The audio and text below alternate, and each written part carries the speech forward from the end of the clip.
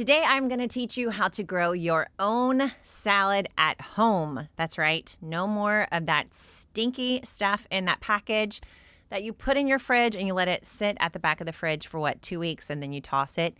No, we're not doing that anymore because I'm going to show you how to grow your own salad.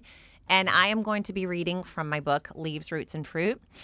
Leaves, Roots, and Fruit is a step-by-step gardening system. Starts with leaves, then goes to roots, then goes to fruit because easiest, easy, hard. Okay, that's how these plants go, right?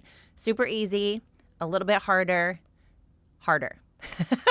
So we're going to do the leaves first, and I'm going to teach you by reading you from my book. I might add a little, commentary here and there. But the first section of this book is all about leaves. So I start out with sprouts and microgreens. Then I do a whole chapter on herbs, and then we finish up the book finish up the section by talking about leaves. So about salads. So I'm going to read you from chapter 3 of my book, all about growing salad greens. Okay, so get ready, grab, something delicious to drink or eat. Maybe, you could even make yourself a salad. And I'm going to teach you how to grow your own. Okay, so let's get started. When I first started Gardenary, I was far from being a gardening pro. I didn't have a degree in horticulture. I still don't. I hadn't even won Yard of the Month in my neighborhood. I declared myself a garden consultant even when I was a long way from knowing how to grow everything in the garden. And just between us, I still don't know everything. But before you call the garden police on me, let me explain. When I met with my first clients, I never ever promised that I could teach them everything about gardening. I didn't have to. I filled our hour together by talking about the thing I did know how to do, my favorite aspect of gardening, setting up an organic salad garden. As a self-taught gardener, I knew that learning everything at once wasn't possible or even enjoyable. Instead, the key to continuing to pick up the trowel season after season is gradually mastering one plant type at a time and incorporating it into your everyday routine. I knew that if I could help someone quickly grow and harvest delicious salads every week for dinner for half of the year, they'd be on their way to becoming garden pros themselves. Spoiler alert, my plan, it worked. This promise of 6 months of salad greens is no small thing. Picture that plastic box of spring mix that you pay $6 for after it's been shipped across the country. Now compare that to a garden bed of sweet, crunchy, and fresh lettuce greens that you can harvest right outside your back door. When you weigh the cost of store-bought greens, like fuel usage, single-use plastics, waste, and the history of widespread E. coli outbreaks and salmonella outbreaks, then against the benefits of homegrown, vibrant flavor, nutritional content, and access to tasty varieties you'll never get at the grocery store, the garden beats the grocery in every way, though the grocery variety does have more frequent flyer miles. You've spoiled me, my client Reed said. I cannot buy lettuce from the store anymore. It's either from my garden or I can't bring myself to eat it. I had to confess, that's exactly what I was hoping for, and I'm so glad that it happened. Getting hooked on something so good for you, so good for the planet, and so easy to grow is the best insurance that you'll never stop growing. If you're still not sure this gardening thing is for you, let me introduce you to salad gardening. Let's pretend it's you and me during one of my first garden consults. I'll tell you how excited I am about my own lettuce garden and see if I cannot convince you to start growing your own greens too. Just don't be mad if you can't bring yourself to buy lettuce from the store anymore either. Let's talk about the plant families of the salad garden. Pop quiz time. You've got 10 seconds to name as many salad plants as you can. Iceberg 1, romaine 2, spinach 3, cabbage 4. Have you thought of any others? If variety is the spice of life, it's clear why some people are not that excited about a salad. The truth is there are dozens, if not hundreds of different plants that produce leaves perfect for tossing into bowls of fresh greens. It's not the plant's fault that our salad needs so much dressing to add a little bit of flavor. It's our food system. There are so many more greens worth eating that are stocked at the grocery store. You rarely see these other cultivars on the shelves because they don't ship well or hold up in storage. So before you dig in and grow your own salad greens, let's meet up with the varieties possible. 3 key salad plant families are the most important to understand. The first is the aster plant family. You met this plant family in steps 1 and 2, which includes sunflowers, zinnia, marigold, and of course, aster. But the asters we welcome now are the ones that become delicious salad greens: romaine, iceberg, spring mix, radicchio, butterhead, and buttercrunch. These greens generally prefer the cool season when temps range from just above freezing to 65 or 75 degrees Fahrenheit. The next plant family is the dark greens, the Brassicas family or the mustard family. These salad greens are darker in color than the asters, and they vary in size from small arugula leaves to kale that can grow more than 5 feet in height. The key brassicas in the salad garden include arugula, radishes, grown for their greens, kale, collards, mustards, and cabbage. These greens prefer the cool season. Brassica plants are frost tolerant, if not frost resistant, meaning they can be planted as soon as the soil can be worked in spring and will even grow under frost cloth or a cold frame deep into winter. Some brassicas, mostly arugula and kale, can continue growing when the weather warms up past 75 degrees. Kale and collards are biennial plants, so they actually make it through 2 years in the garden if the conditions are optimal. You met the amaranth family in steps 1, but now we grow these family members to their full size. Remember, step 1 is microgreens. So we grew Swiss chard and spinach and beets as microgreens, but now we're growing them to full salad leaves. Amaranth favorites for the salad bowl include spinach, Swiss chard, and beets. These greens are packed with antioxidants and vitamins, and they also love the cool season. Swiss chard is a biennial and can last for years in the kitchen garden. If you were to grow only these 3 plant families in your salad garden, you'd still have way more variety in your salad bowl than you thought possible. Asters, brassicas, and amaranths together produce the majority of the green leaves you can harvest for just picked salads from the garden for much of the year, if not year-round, since each family includes plants that can withstand frost and some that can survive summer's hottest temperatures. So after you master the plants in these plant families, you can expand to less well-known plant families, especially when you're ready to grow into the heat of the summer.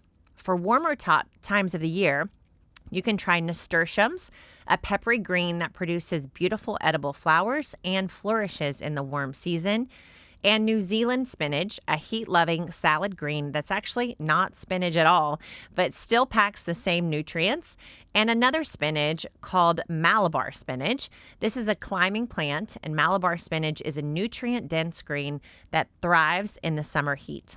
For cool season gardening, another plant family includes sorrel, which has a tangy, citrusy leaf. All right, now that we talked about the plant families, let's talk about the setup for a salad garden. When it comes to spacing your plants, salad greens might be the most forgiving of all in the garden. If you give them a foot, they'll grow to be a huge lettuce plant. If you give them an inch, they'll grow as much as they're able to within that little piece of earth. In a sense, lettuce leaves it up to you. Get it?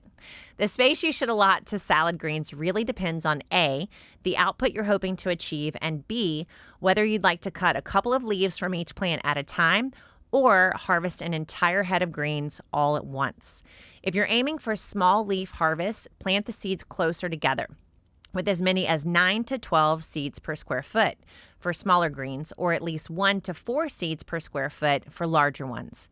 Leafy greens that produce lots of small harvestable leaves, even when given minimal space, include spring mixes, buttercrunch, and endive in the aster family, arugula and radish greens in the brassica family, and spinach and beet greens in the amaranth family. Each of these can thrive with only a few square inches in which to grow, and many of them taste best when harvested 3 to 4 inches in length. So be aware that tight spacing assumes you're going to be harvesting often, because you're going to be harvesting often, right? If you'd prefer to harvest leaves or an entire head of cabbage or romaine at a time, give plants more space to reach maturity. Larger plants include romaine, iceberg lettuces, and radicchio in the aster family, kale, mustards, and cabbages in the brassica family, and Swiss chard in the amaranth family. Though all can actually be grown for longer than 45 to 65 days, these plants will grow leaves that are at least 10 to 12 inches long, with the plants themselves extending as wide as 1 square foot each. So plant these larger plants as many as 4 per square feet or as little as 1 per square foot. I messed that up, but what I was trying to say is they'll grow to be little. You can harvest them as little leaves, but if you give them more room in the garden, then they'll grow big leaves for you, right? So give them an inch, they'll take an inch. Give them a square foot, and they'll take that space too. Some greens are going to be best planted by seed right into the soil. This is true for all those tiny leafy greens. So their root systems are really shallow, and it makes it challenging to transplant them without shocking the plant and hindering the growth. Most leafy green seeds, from spinach to spring mix to arugula, they don't need to be planted too deeply. So they're very small, and they enjoy just a bit of sunlight as they germinate. All you need to do is measure out the seed planting distance, place the seeds on the surface of the soil, and then barely cover the seeds with a little bit of compost. Larger plants, those that will grow for months, are ideally started in advance indoors or purchased as transplants. This is going to be cabbage and mustards and kales in the brassica family, Swiss chard in the amaranth family, and then iceberg and romaine in the aster family. Start these in a mix of cocoa coir and compost or organic seed starting mix, indoors, under grow lights, and then you're going to transplant them to the garden to give them 1 to 4 plants per square feet. All right, that's the space. Now let's talk about the sun. As gardeners with close neighbors, my husband and I have done our share of hunting for more sunlight to shine on our garden every place we've lived. You might even say we've been a little desperate to find it. Jason jumped a fence in Nashville to chop down some wild trees so we could receive a few extra hours of sunlight on our first garden. Don't worry. No one lived on the other side of that fence, okay? Don't tell anyone. We shook our heads in disappointment in Houston when we realized that our garden would be in the shadow of our neighbor's oak tree all winter. And don't worry, we didn't cut that one down. In Chicago, our neighbor's home just to the south of us blocked summer sunlight from reaching our kitchen garden in the cooler months of the year. So unless you're growing in an empty lot or on a treeless prairie, chances are you're going to be fighting for sunlight in your own garden space too. I can relate. The good news is you don't have to struggle nearly as much when you're growing on step number 3. In fact, it's because of our frustrations with too much shade that I learned the resilience of salad greens. When the gardening books say find a spot that receives 8 hours of sunlight, they're speaking in ideals and also assuming that you're going to be growing all sorts of vegetables in that space, including fruiting plants like tomatoes and cucumbers. Too many, you included, would-be gardeners call it quits when they hear this instruction, and they assume that their yard doesn't have enough light or any kind of productive gardening. They're not entirely wrong. Sunlight is the central ingredient for a successful garden, but just because your yard isn't basking in 8 or more hours of direct sun doesn't mean you have to close the book on your garden journey. A kitchen garden can still work for you, thanks to leafy greens. With just 4 hours of sunlight a day, leafy greens produce roots and their first set of leaves, and most lettuce plants will grow to their full potential while receiving less than 5 or 6 hours of sun a day. It may be true that more hours of sunlight at the right time of year with the right temperatures will give you more leaves, bigger plants, and more production, but you'll find that if you plant enough, you can gather plenty of salad greens from a bed that receives just a few hours of light daily. So leave the fight for more sun for your fruiting plants. More on that in steps 6 and 7. And for now, find a spot that receives at least 4 hours of sunlight a day. Plant your greens there and fill one harvest basket after another with delicious salad greens, even if you're standing in the shade with your scissors. All right, so that's the space and the sun. Now let's talk about the season. For the most part, salad plants thrive in the cooler temps of the year. In fact, ideal growing temperatures for the 3 key plant families range from 45 to 75 degrees Fahrenheit, meaning salad greens grow best in spring and fall or even in the winter for some gardeners. That's not to say that these greens grow only in the cool season. With a little help from you, they can continue through the cold and through the heat.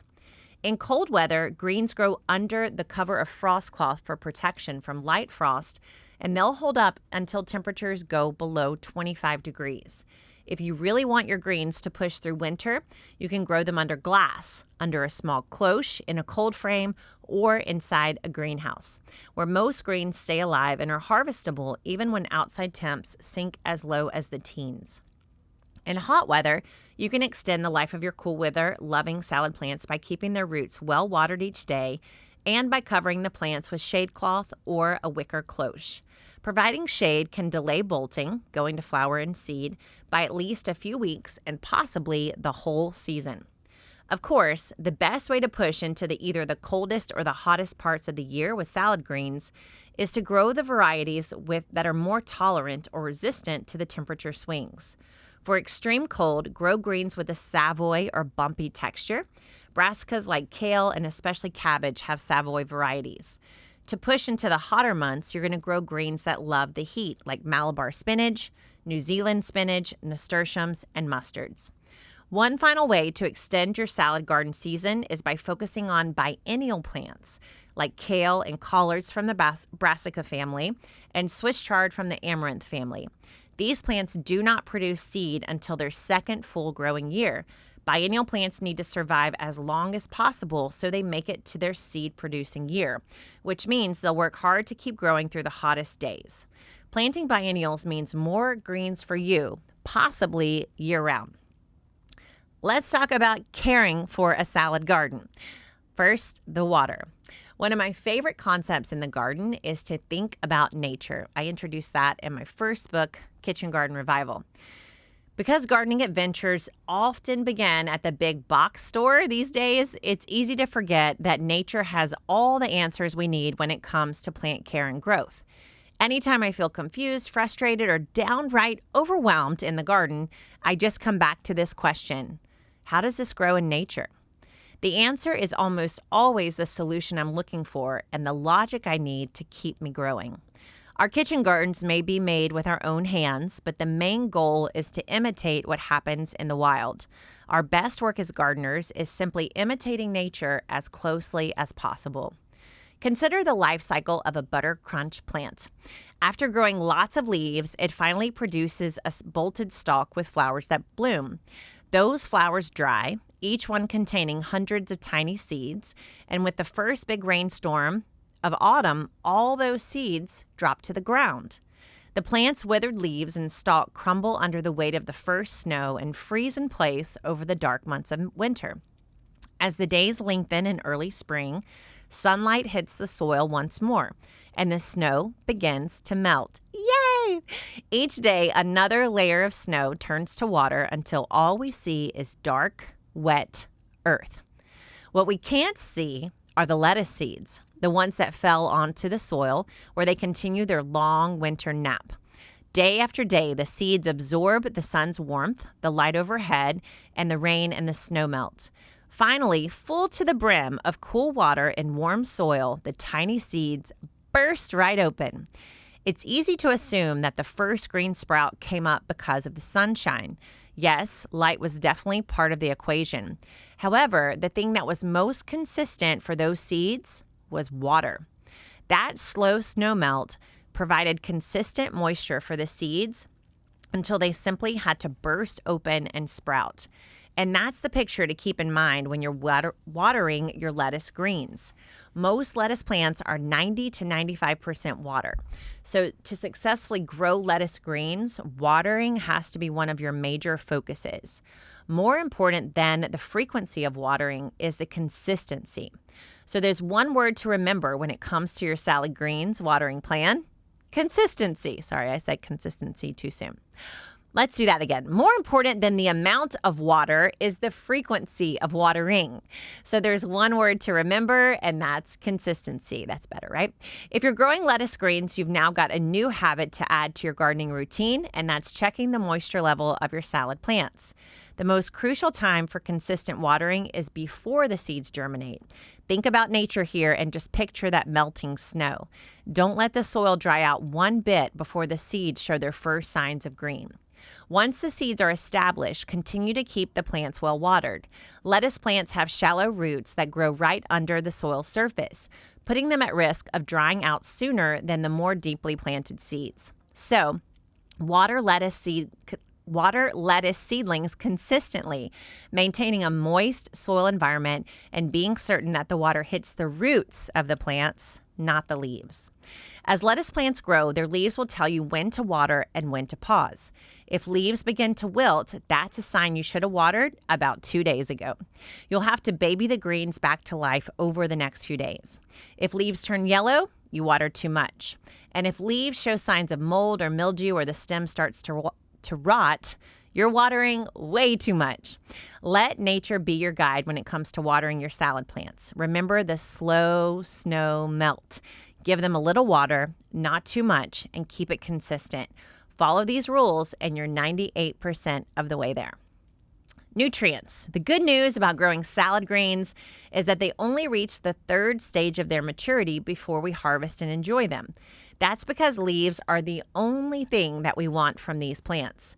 This means good news, less work for you and faster harvests. If you set up your leafy green plants to grow in rich compost-amended soil, they're not going to require additional fertilizing. Compost-rich soil provides the key nutrients, namely nitrogen and magnesium, salad greens need to thrive. That said, if you want to boost leafy green production, encouraging the plants to grow bigger and maybe faster, or if the leaves lose their bright green hue, you can fertilize every 2 to 4 weeks to add a bit of nitrogen to the plant's system. But be careful. Think about nature and use only organic ingredients like cottonseed meal, earthworm castings, or just a little bit of extra compost. If you use a synthetically derived fertilizer, you're going to risk burning the leaves. Don't use a synthetically derived fertilizer, okay? Listen to your plants. They're going to tell you when they need a little something extra. And I have a guide in here on page 105 to show you about fertilizers. All right, tending. The caterpillars. It was my 3rd year of growing salad greens, so I obviously knew everything on the subject. And I had just conceived a plan to sell homegrown salad greens to my neighbors. I told a few local businesses and neighbors I'd be delivering just harvested lettuce greens from my garden every day for lunch. Jason offered his muscle to support my garden business idea, and we turned 3 1-foot tall beds into 6 6-inch tall beds and covered them all with lettuce seeds. As expected, within about 30 days, I started to harvest the first leafy greens from my new boxes, and I did a test run of washing, sorting, and packaging the greens before I was ready to sell. But what I found in the kitchen sink was something no one would buy: a bunch of wriggly caterpillars. These were cabbage loopers, little green critters that munch on leaves at will in their early caterpillar stages, from chrysalises and then emerge as white moths, each female capable of laying hundreds of new caterpillar eggs in a matter of days. The fact that I was discovering caterpillars at this stage could only mean that there were likely hundreds more in the future product. Ugh was the best thing I could think to say. I knew I could treat the caterpillars organically, but I immediately regretted not protecting my salad plants in the first place. They say an ounce of prevention is worth a pound of cure, but you'll actually need a few yards for pest protection in the salad garden. Yards of tulle or garden mesh, that is. So take it from me and my caterpillar-infested garden. Put most of your tending efforts into protecting your greens from pests and disease rather than treating the problems once they arise. The best way to do this in the salad garden is with covers. Tulle or mesh fabric offers the perfect protection for salad greens. The tiny holes in the fabric are big enough to allow sunlight, water, and air to reach the plants, yet small enough to keep out the moths, the slugs, and the beetles, leafhoppers, and caterpillars. Simply covering greens with hoops and a piece of agricultural mesh fabric or tulle can prevent all kinds of critters from entering your bed, saving all the beautiful greens for you to enjoy, not the pests. Protecting your leafy greens will spare you a lot of grief, but you've got to time it right. As soon as you plant the seeds or starter plants outside, cover them. Waiting a few days or weeks, especially after the first leaves appear, can mean you'll end up trapping the pests inside the garden instead of keeping them out. Once your greens are protected with a cover, you just lift the mesh when you need to tend or harvest the plants, and then just reapply and secure the cover again till next time. If I mean when, pests do arrive on salad garden plants, there are ways you can treat them organically. The first is to remove all the damaged leaves. Be ruthless. Clean the soil around the plant, and over the next 2 weeks, continue plucking off damaged leaves and picking up dead plant material and weeds from the soil. If severe cutting and cleaning don't rid the plants of the pest, you can apply a spray or granular treatment. My favorites for the salad garden are garlic barrier, an extract of garlic mixed with water and sprayed on plants, or diluted castile soap. In extreme pest infestations, you could use Monterey BT, but if the pest issue is that severe, I typically just remove the affected plants, clean the area, and just start over. Beyond protecting the garden, your most important tending task is harvesting. By harvesting lettuce greens, you're actually tending them. When you remove the oldest and lowest leaves from each plant, you make sure the soil is clear of leaf debris and encourage new growth from the center of each plant. Just as in step 2, tending and harvesting are pretty much the same thing. If that's not a gardener's win, I don't know what is. Beyond harvesting to eat, regularly cut the older and outer leaves from the plants, even if they don't look fit for consumption because of holes or spots or other damage. Generally, I toss these leaves into the compost pile, but if there's signs of disease, I'll put them in a separate space for green waste. Those caterpillars might have gnawed their way through my first business idea, but they ultimately taught me important lessons in tending my salad garden. A little mesh and regular harvesting go a very long way. Now it's harvest time. Though the wait to harvest salad leaves is longer than that for sprouts and microgreens, I'd still call salad gardening fast food. Baby greens like radish leaves and arugula are ready to harvest in less than 30 days, and most other salad greens will be ready to cut after 45 days. That's under 6 weekends between your planting day and your first harvest day. And once you hold a lettuce, kale, or arugula seed in your hand, you're not going to be able to look at a head of lettuce or plastic tub of arugula the same way again. All this can come from just that in such a short time. It is an everyday miracle that most of us take for granted when browsing the grocery store refrigerated section. But not you. Not after you complete your first few weeks of salad gardening. From now on, romaine is remarkable. Kale is unbelievable. And yes, even spinach is a wonder. As soon as you plant your lettuce seeds, mark your calendar 45 days forward with a star that reads, "First harvest of the best salad I've ever tasted in my entire life." I have a little section in each chapter called Work with Nature, and I'm going to read that to you because this one's important. Salad greens play well with other plants in the garden, and plants will stay healthier when you work with nature. Plant chives, green onions, garlic, and onions around your greens as a natural pest deterrent. Pests smell the onions, but not the leafy greens. Grow edible flowers like calendula and nasturtium as trap crops, plants that attract pests to their flowers and scent, enticing the pests away from the salad greens. Grow herbs in the Apiaceae family near salad greens to welcome beneficial insects like ladybugs to the salad garden. These insects will prey on lettuce's predators like aphids and will work alongside you to keep your lettuce for you, not the bugs. Finally, plant greens alongside nitrogen-fixing fruit plants like peas and beans that absorb nitrogen from soil bacteria and can share that growth-spurring nitrogen with salad greens so they grow strong. You can also plant salad greens in the shade of taller fruiting plants like tomatoes or cucumbers to keep the greens cool when the temperatures warm up. As soon as our first salad garden started growing, my family couldn't shove the greens in our mouth fast enough. So I did what any smart mother who desperately needs help from friends and neighbors would do. I shared the bounty. Actually, it was these garden barters that first got me thinking about starting a garden business. This was before I spotted the caterpillars. Caterpillars, that's kind of a hard word to say, don't you think? Caterpillars. You'll see exactly what I mean in terms of full harvest baskets once your lettuce plants begin showing leaves. Follow these steps and you just might find yourself equipped with new bribing power for puppy walking or kid watching too. One of the reasons leaves are so much fun to grow is because they grow so much. You can get pounds of lettuce from just one plant in a very short period of time. In fact, I expect to get at least one salad bowl full per month from each plant. So if I've planted 9 salad plants in a square foot, I'm going to get 9 small bowls of lettuce within a 45 to 75 day period from just that one spot. If I'm growing bigger leaves from head lettuces like cabbage and iceberg, I'm going to get one huge harvest that could feed all of us from 1 square foot after 60 days.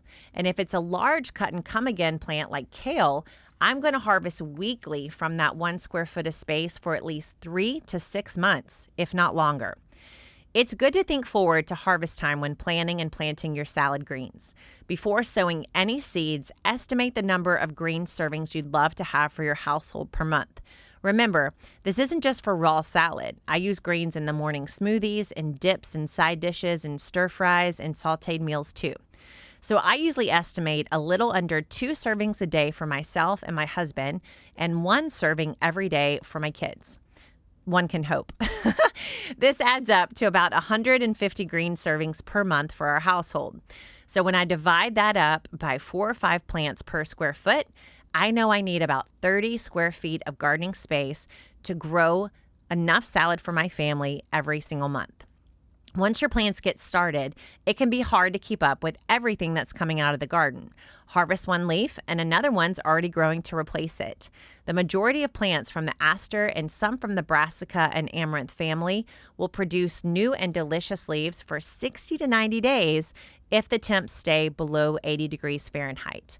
When temps get higher, it'll be time to either let these plants bolt and produce seed or just remove them from the garden altogether. Biennial plants like Swiss chard and kale provide new leaves and servings for months to come. As soon as you pull the cool season greens, you can plant some warm season greens to give you harvest instead. They'll provide another 45 to 75 days of harvest before it's time to return to cool season greens once more.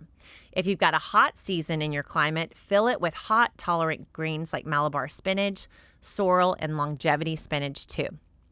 Taking this step. Once you take this step, you'll soon enjoy the most delicious salad greens you have ever tasted. They don't just taste good, they are so good for you. These freshly harvested leaves contain more nutrition than any salad green you can purchase. And they're not just good for you, they're good for the planet too. With every bite of homegrown salad, you're cutting down on food miles and single-use plastics. And let's not forget the food waste that you're avoiding. In between salads and green smoothies, your greens aren't turning slimy in the fridge.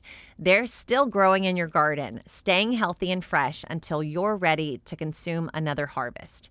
Instead of facing spoiled plastic boxes of lettuce, you're spoiling yourself with salad you actually like to eat. Consider yourself warned. Once you've tasted homegrown greens, it will be hard to go back to the grocery store variety. So don't be mad at me if it's garden greens for you or none at all after you take this step. And then I have a little growing 6 months of salad greens tutorial. Basically, select a site, prepare a raised bed, add sandy loam soil, provide a consistent water source, and then plant your seeds in cool season temps. Plant by seed or carefully transplant small plants. Keep well watered until your seeds pop up. And then cover with mesh or tool. Add nutrients when needed and water consistently.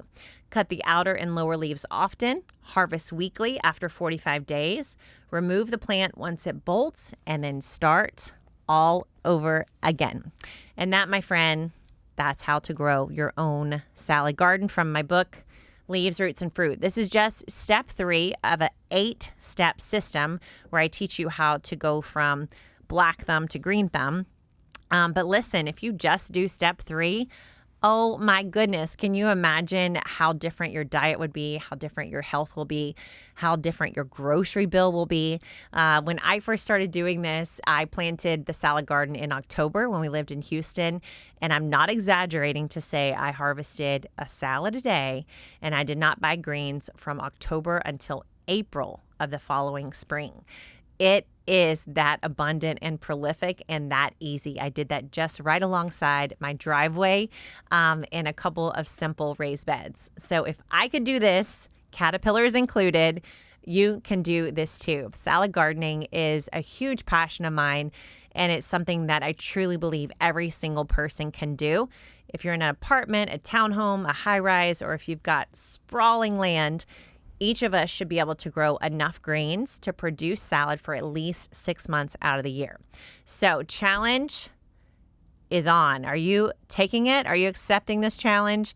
I want you to commit to trying to grow 6 months of salad alongside me this year. You can pick up my book wherever books are sold. I'll put a link below our video or on the podcast notes so you can get Leaves, Roots, and Fruit to learn the other steps. But you got all of it, all chapter 3 right here today. So no more excuses. You can grow your own salad, and I'll be growing my own right alongside you too. Thanks so much for being part of the Grow Yourself podcast and making the garden ordinary with me here at Gardenary. I would love it if you would come and say hello, tag us on Instagram, show us that you are listening to the podcast, and please leave a review. Your reviews help other people know whether or not this show is worth a listen. I cannot wait to help you grow in your own garden, and I've got an awesome resource called the Gardenary Calendar that you can download for free. If you go to gardenary.com/calendar, you can download that calendar right away, put in 2 of your dates, and we'll tell you all the other dates you need to know for your garden year, including when to plant all those salad greens.